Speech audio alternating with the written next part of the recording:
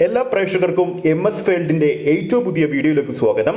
അങ്ങനെ പ്രേക്ഷകർ ആകാംക്ഷയോടെ കാത്തിരിക്കുന്ന ബസൂക്കയുടെ ഓരോ അപ്ഡേറ്റുകളും വന്നുകൊണ്ടിരിക്കുകയാണ്.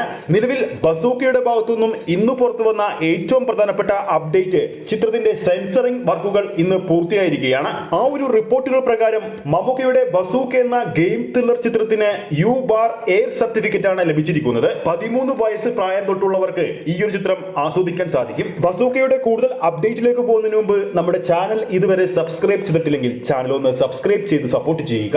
പ്രേക്ഷക സപ്പോർട്ട് ഉണ്ടെങ്കിൽ നമ്മുടെ ചാനൽ ഉടൻ തന്നെ 28,000 സബ്സ്ക്രൈബേഴ്സിലേക്ക് എത്തുന്നതായിരിക്കും. ഇനി വെറും 5 ദിവസങ്ങൾ മാത്രമാണ് പ്രേക്ഷകർ ആകാംക്ഷയോടെ കാത്തിരിക്കുന്ന ബസൂക്ക എന്ന സിനിമയുടെ റിലീസിന് വേണ്ടിയിട്ടുള്ളത്.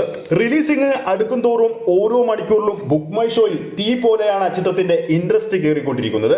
നിലവിൽ 84,000 മുകളിലുള്ള ഇൻട്രസ്റ്റ് ചിത്രത്തിന് വേണ്ടി രേഖപ്പെടുത്തി കഴിഞ്ഞു പ്രേക്ഷകർ. ഈ വരുന്ന ഏപ്രിൽ 10 റിലീസാകും ചിത്രത്തിന്റെ ആദ്യ ഷോ തുടങ്ങുന്നത് 9 മണിക്കാണ്. ഇന്ന് സെൻസറിംഗ് റിപ്പോർട്ടൊക്കെ പുറത്തു വന്നത് കൊണ്ട് തന്നെ ചിത്രത്തിന്റെ ഡ്യൂറേഷൻ എത്രയാണെന്നൊക്കെയുള്ള വിവരങ്ങൾ ഇപ്പോൾ പുറത്തു വന്നിരിക്കുകയാണ്. അതും പ്രകാരം ബസൂക്ക എന്ന ഗെയിം ത്രില്ലർ ചിത്രത്തിന്റെ ദൈർഘ്യം എന്ന് പറയുന്നത് 2 മണിക്കൂറും 31 മിനിറ്റുമാണ്.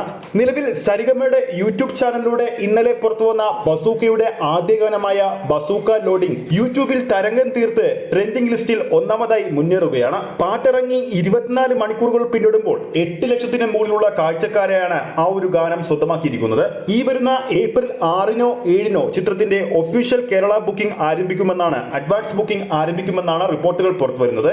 അപ്പോൾ വീഡിയോ കാണുന്ന പ്രേക്ഷകരിൽ ആരൊക്കെയാണ് ആദ്യ ദിവസം തന്നെ ബസൂക്ക എന്ന സിനിമ തിയേറ്ററിൽ പോയി കാണുന്നുണ്ടെന്ന് താഴെ കമന്റ് ചെയ്യുക. ഈ ഒരു വീഡിയോ ഇഷ്ടപ്പെട്ടിട്ടുണ്ടെങ്കിൽ വീഡിയോ ലൈക്ക് ചെയ്യാനും ചാനൽ സബ്സ്ക്രൈബ് ചെയ്യുന്ന കാര്യം വീണ്ടും ഓർമ്മിപ്പിക്കുന്നു. അടുത്തൊരു അപ്ഡേറ്റുമായി കാണാം.